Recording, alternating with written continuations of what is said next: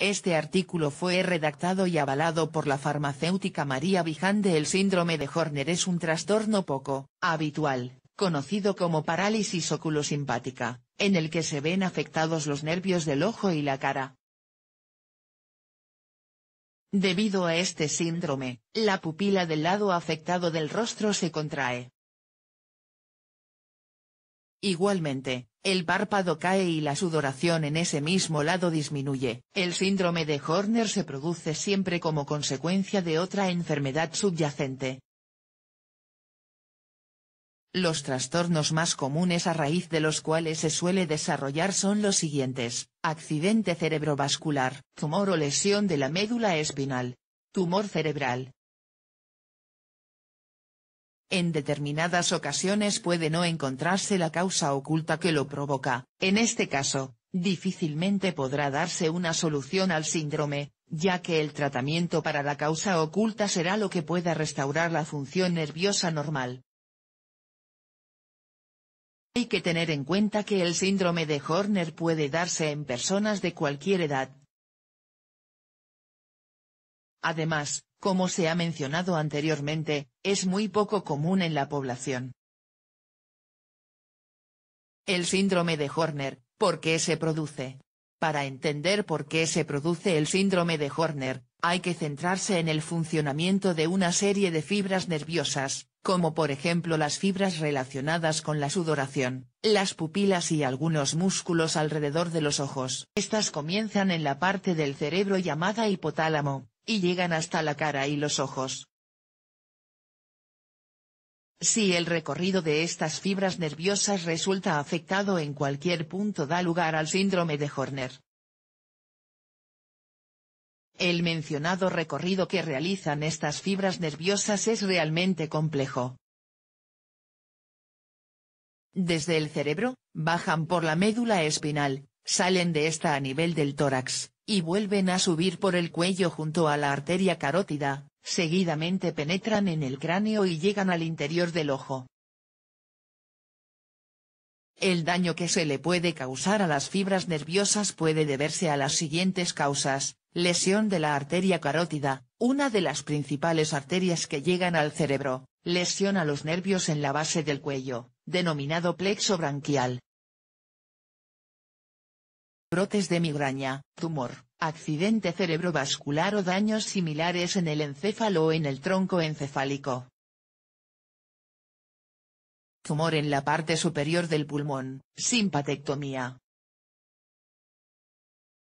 Se trata de inyecciones o cirugías para interrumpir las fibras nerviosas y aliviar un determinado dolor. Existen determinados casos en los que el síndrome de Horner se desarrolla en el momento del nacimiento. Dicha afección puede darse con una falta de color y pigmentación del iris. Aunque, si este síndrome es ya de por sí reducido a pocos casos, el síndrome congénito se estima que afecta a 1 de cada 6.000 nacimientos. El síndrome de Horner, atendiendo a la ubicación y forma en que se produce la lesión oculta, puede clasificarse de 4 formas diferentes. Así, surgen el síndrome de Horner central, preganglionar, postganglionar y congénito. Síntomas del síndrome de Horner. Hay que tener en cuenta que el síndrome de Horner afecta únicamente a un lado de la cara. Los síntomas y signos más frecuentes por los que se puede identificar esta afección son los siguientes: caída del párpado superior, elevación leve del párpado inferior, miosis, esto es, una pupila persistentemente pequeña, anisocoria. Lo que quiere decir una notable diferencia en el tamaño de ambas pupilas, dilatación pequeña o retardada de la pupila bajo el efecto de una luz leve, deficiencia, e incluso ausencia, de sudoración en el lado afectado de la cara. Estos síntomas no siempre se detectan fácilmente. Pueden desarrollarse de manera sutil, lo que complica el diagnóstico del síndrome. Síntomas en los niños. En el caso de que el síndrome de Horner se desarrollase en menores, existen una serie de síntomas característicos que pueden observarse. La coloración del iris del ojo afectado se vuelve más clara, sobre todo en niños menores de 1 año. Además, en el lado de la cara afectado hay una falta de enrojecimiento. El enrojecimiento debería aparecer con normalidad tras un esfuerzo físico, reacciones emocionales o calor. Sin embargo, en estos casos, esto no ocurre así. Diagnóstico y tratamiento del síndrome de Horner. Para realizar el diagnóstico del síndrome, los profesionales evaluarán algunos de los síntomas observables en el examen ocular: cambios en la contracción o dilatación de la pupila, párpado caído, inyección conjuntival.